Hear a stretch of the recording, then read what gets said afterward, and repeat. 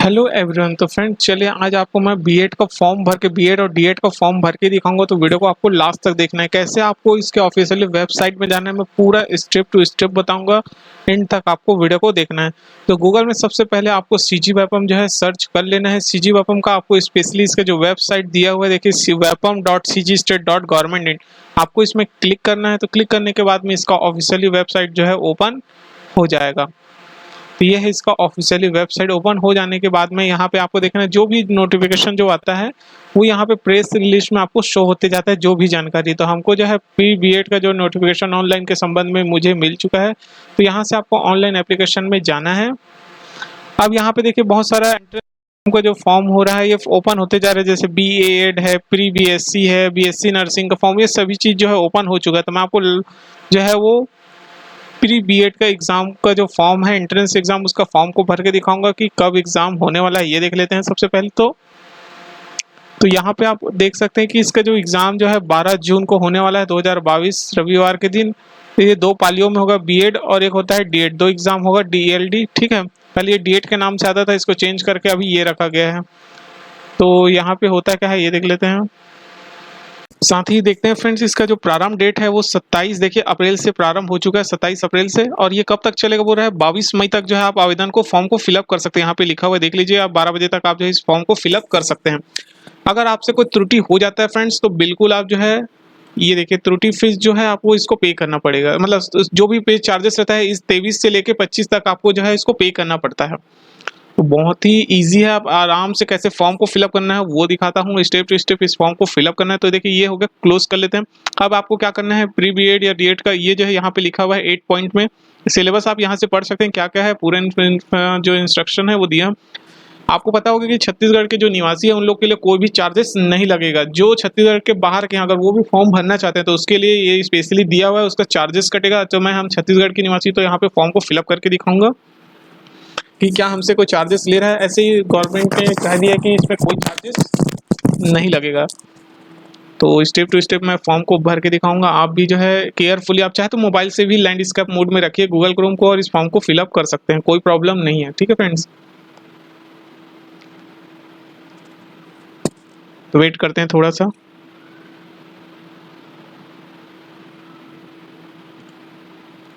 तो यहाँ पे देख सकते हैं ये फॉर्म जो है धीरे पहले इस पूरा जब तक ये लोडिंग ना ले ले तब तक आपको फॉर्म को स्टार्ट नहीं करना है। ये पूरा जो भी देखिए इमेज जो है आया नहीं है, ठीक है। तो यहाँ पे पहले ओपन होने देते हैं।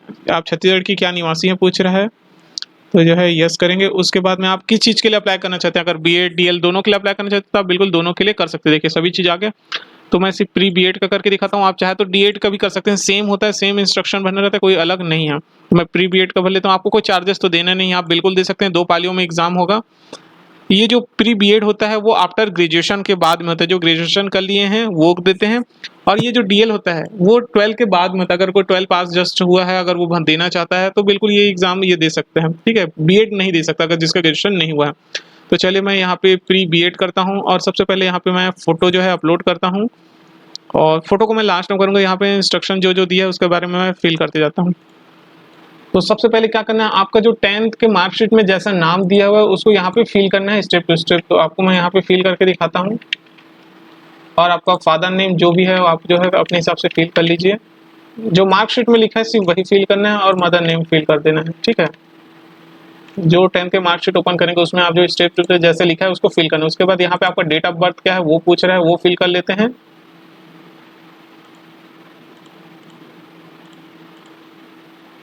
ये फिल हो जाने के बाद में आपको नीचे स्टेप आता है, आपका जेंडर चॉइस करना है, क्या है आपका जेंडर वो फिल कर लेते हैं। उसके बाद कौन से कैटेगरी, याद रखना फ्रेंड्स आपको कोई चार्जेस नहीं लगे, बट जो आपका कैटेगरी है उसको सही सही फिल करना है। क्योंकि इसी कैटेगरी के बेस पे जब आपका बीएड का काउंसलिंग होगा तो इसी बेस पे होता है। तो मैं जैसे ओबीसी का नॉन क्रीमी लेयर में आता हूँ तो ये फिल करूंगा। अगर अदर कोई फ्रीडम फाइटर कोई है तो डाल सकते हैं, नहीं तो अदर में डाल सकते हैं।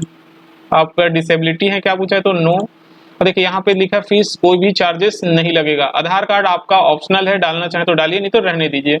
अब यहाँ पे आपका पूरा इन्फॉर्मेशन जो आधार कार्ड के पीछे में रहता है वही फिल कीजिए। आधार कार्ड के पीछे वाला जो लिखा रहता है बैक साइड में वही फिल कीजिए, ठीक है। क्या है वो एड्रेस आपका जो भी जब फ्यूचर में कुछ भी डिस्पैच होगा पोस्ट ऑफिस से जो भी आएगा तो इसी पे बेस पे आएगा। तो मैं फिल कर देता हूँ।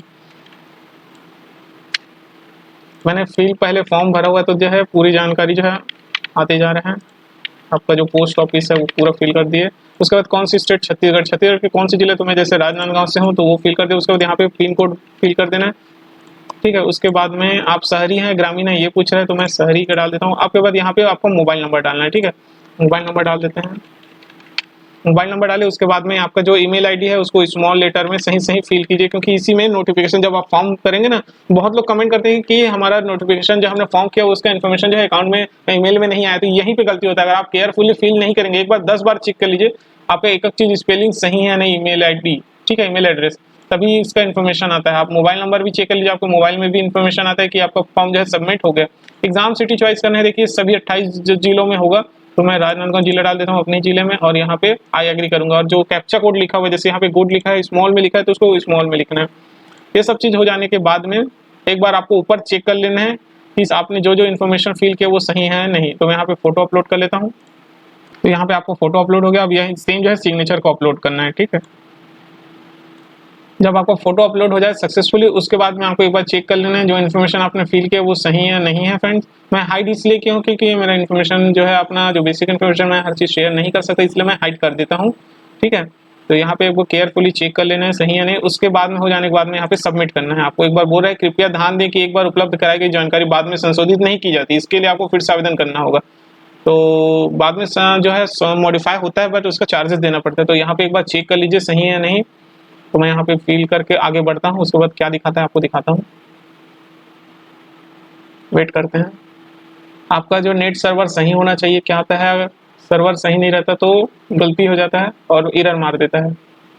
अभी वेबसाइट जो है बहुत ज़्यादा स्लो चल रहा है क्योंकि बहुत लोग जो है फॉर्म भर रहे होंगे। तो ये देखिए आपको पूरा इन्फॉर्मेशन जो है प्री बीएड, आपका रजिस्ट्रेशन आईडी, आपका नाम एक बार फिर से दे रहा है, क्या क्या है वो चेक कर लीजिए सही है नहीं है। देखिए कोई चार्जेस नहीं लग रहा है, ठीक है। ये सब चीज़ पूरा जो है वो सब चीज हो गया। देखिए अब यहाँ पे पहले पेमेंट का ऑप्शन आता था कि पेमेंट के गेटवे में जाइए करके, ठीक है। यहाँ पे आपको कोई भी चार्जेस नहीं लग रहा है, इसलिए कुछ भी नहीं लग रहा है आपको। प्री बीएड का यहाँ पे क्या हो रहा है, इन्फॉर्मेशन हमने फॉर्म के ये पूरी जानकारी है, सही सही जो है आप चेक कर लीजिएगा। कुछ गलत है तो आप यहाँ पे जाके बैक कर सकते हैं, उससे क्या होगा नया फॉर्म भरना होगा। कुछ भी गलती लगता है कि मैंने गलती कर दिया है तो आप बिल्कुल कर सकते हैं। ये सब चीज सही हो जाने के बाद में, ठीक है फ्रेंड्स, सही हो जाने के बाद में क्या करना है, आपको सबमिट करना है कन्फर्म। ये एंट्रेंस एग्जाम है, आपको कोई चार्जेस नहीं लगेगा। तो देखते हैं सेव होता है क्या आगे दिखाता है। पहले के जो है पेमेंट के लिए ऑप्शन आता था, अभी सिर्फ कंफर्म सबमिट का आ रहा है। जैसे ही सबमिट हो जाएगा उसके बाद आपको रजिस्ट्रेशन नंबर जो है वो सक्सेसफुली दिखाएगा। तो ये देखिए स्टेटस जो है सक्सेसफुल हो गया। तो राजनांदगांव मैंने डाला था। तो देखिए पेमेंट का आपको कोई ऑप्शन नहीं दिया, डायरेक्टली जो है आपका जो आवेदन जो है सबमिट हो गया बोल रहा है, ठीक है। अप्लाई जिसके के लिए थे हमने किया था स्टेटस ऑनलाइन, तो बिल्कुल जो है यहाँ पे स्टेटस आपका सक्सेसफुल होना चाहिए। थोड़ा सा लोड ले रहा है, लोड लेके, ठीक है। ये सब चीज हो जाने के बाद में अभी देखिए एडमिट कार्ड और रोल नंबर नहीं आया हुआ है, आपका कौन सी जगह मिलेगा ये भी नहीं दिया हुआ है। तो आपका फॉर्म जो है सब सही फिल हो चुका है। अब इसको आपको सेव करके रखना है बस। रजिस्ट्रेशन आईडी आपके मोबाइल नंबर ईमेल आईडी में भी आ गया होगा, आप चेक कर सकते हैं। तो मैं इसको सेव कर देता हूँ। ये चीज हो जाने के बाद में यहाँ से आपको लॉग आउट कर देना है। अगर आप चाहे तो चेक करना है आपका स्टेटस सही है नहीं, वो भी करके दिखा देते हैं। ये रजिस्ट्रेशन आईडी इसको कॉपी करना है, कॉपी कर लीजिए, लॉग आउट कर लीजिए। अब आपको मैं पूरा सही दिखाऊंगा कि आपको सक्सेसफुली हुआ नहीं। तो आप क्या करना है, यहाँ पे देखिए आपको ट्रैक एप्लीकेशन स्टेटस, इसमें क्लिक करना है। आपका एक चीज जानकारी यहाँ पे सही पता चल जाएगी सच में आपको फॉर्म फिलअप हुआ है या नहीं। तो यहाँ पे आवेदन की स्थिति आप बिल्कुल जो है, या कई लोग जो है आवेदन फॉर्म करने के बाद उस समय डाउनलोड नहीं किए रहते या मोबाइल लैपटॉप हो गया पीसी बंद हो जाते हैं, तो उस समय क्या करना है, यहाँ पे रजिस्ट्रेशन आईडी क्लिक करना है। आपका डेट ऑफ बर्थ और ये जो लिखा हुआ है स्मॉल में है तो ये डाल लीजिए। आपका जो रजिस्ट्रेशन आईडी जो फॉर्म फिलअप है यहाँ पे शो हो जाएगा। देखते हैं थोड़ा सा,